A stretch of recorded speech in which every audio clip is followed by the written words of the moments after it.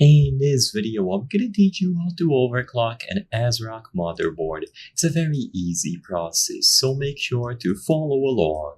In this video, I'm gonna present easy to follow information on how to access the overclocking tools. Keep in mind that while I'm still gonna teach you how to find and use these overclocking tools, it can be risky and it may void your hardware warranty. It can also lead to system instability or damage if not done correctly. Proceed with caution and at your own risk. Ensure that you have adequate cooling for your CPU and other components. So to find the overclocking tools that ASRock offers, you have to go into the UEFI BIOS, just simply known as the BIOS. This will be done by usually pressing Delete or F2 while your computer is booting up.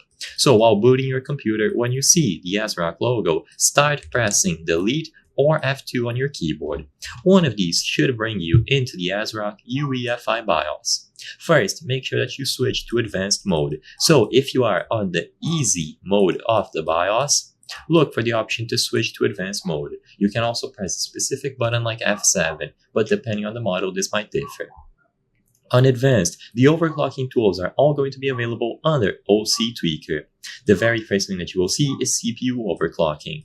If this is set to auto, you have to change it from auto to customize, and now you will be able to change the frequency and the voltage. Like I said before, this can lead to system instability, so be careful. Sadly, for this video, without knowing the full specs of your PC and what you want to achieve, I cannot suggest any specific values, but a general guideline is to start by increasing the multiplier or frequency in small increments. For example, if your CPU has a base clock of 3.5 GHz with a 35 times multiplier, try increasing the multiplier to 36 or even 37. Then boot your PC, do some stress tests, and if you notice that it is stable, you can try increasing it once again. For the CPU core voltage, this often requires more voltage to remain stable. So look for settings like CPU core voltage, V-core voltage, or CPU voltage, and if needed, change it here to a specific value.